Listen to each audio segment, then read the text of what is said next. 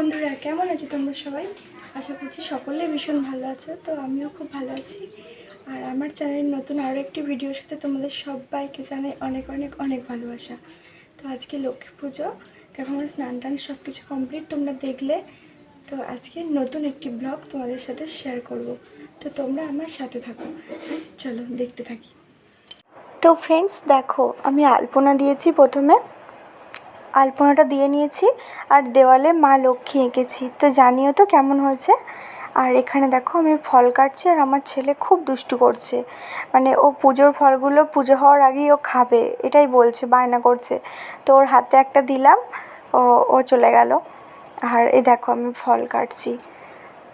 তো পুজো হবে আর আমি পুজোর জোগাড় করতে ভীষণ ভীষণ ভীষণ ভালোবাসি, জানো তো।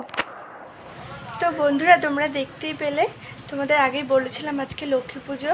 তো দেখো স্নান টান করে সমস্ত কিছু জোগাড় হয়ে গেছে, তোমরা দেখলে। আর শুধু ঠাকুরমশাই আসার অপেক্ষা, সব কিছু জোগাড় হয়ে গেছে। তো চলো তোমাদের এক ঝলক দেখিয়ে দিই।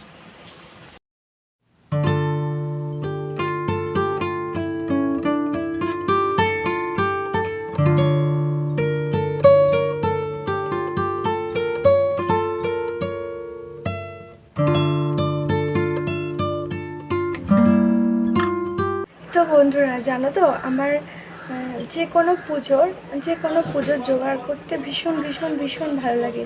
তো আমাদের বছরে 4টে লক্ষ্মী পুজো থাকে তো বাড়িতে। তো সব কিছু আমিই জোগাড় করি। তো আমার ভালো লাগে করতে। আগে জানো, যখন বিয়ে হয়নি, বিয়ের আগে তখন দুর্গা পুজোর জোগাড় করতাম। আমাদের বাড়ির পাশেই মানে গ্রামের পুজোটা হতো আমাদের বাড়ির সামনেই। তো আমি সকাল থেকে উঠে দুর্গা পুজোর জোগাড় করতাম। তো খুব ভালোবাসি পুজোর জোগাড় করতে। আর আমার পুজোর জোগাড়গুলো কেমন হয়েছে তোমরা একটুখানি জানাবে, হ্যাঁ। আর কোনো ভুল হলেও তোমরা বলে দেবে। তো দেখতে থাকো আমার ভিডিওটা। তো বন্ধুরা দেখো, এই হলো আমাদের লক্ষ্মীর হাঁড়ি, মা লক্ষ্মীর হাঁড়ি। আর তার সামনেই আছে মা লক্ষ্মী। তো দেখো আমরা নিচে নামিয়ে নিয়েছি, যেহেতু নিচে পুজোটা হবে তার জন্য। আর আলপনার উপর সুন্দর করে মাকে বসিয়ে দিয়েছি। তো আর সমস্ত কিছু জোগাড় করছিলাম বাইরে। তো যাই, সব কিছু হয়ে গেল, অমনি সব কিছু ঘরে নিয়ে এসে সুন্দর করে সাজিয়ে দিয়েছি। তো দেখো কেমন হয়েছে জানিও তো বন্ধুরা, আমার জোগাড়টা কেমন হয়েছে। আসলে কি বলো তো, আমরা ভগবানের জন্য, মানে ভগবানের সেবার কতটুকুই বা জানি বলো, আর কতটুকুই বা বুঝি। কিন্তু যেটুকু যা জানি বড়দের থেকে শিখে শিখে করার চেষ্টা করি। তো দেখো আমি আমাদের বছরে 4টে পুজো, তো জোগাড় করতে করতে অনেকটা শিখেছি মায়ের থেকে।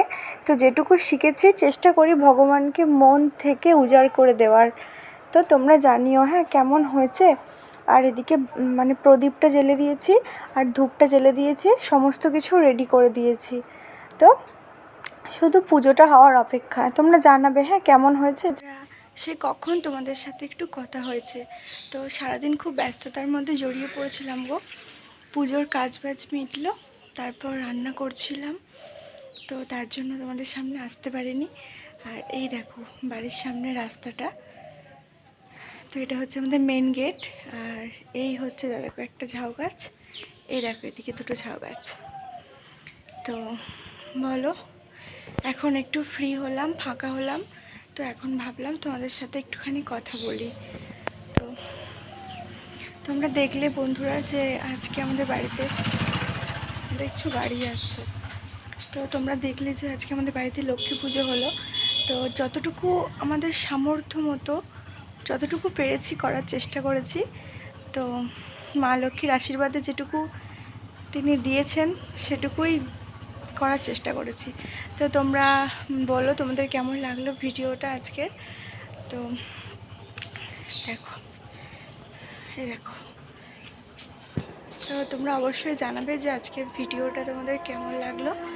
তো আজকে আর বাড়াবো না, কারণ বললাম না তোমাদের যে একটু বেশি বড় করলে আপলোড দিতে অসুবিধা হয়।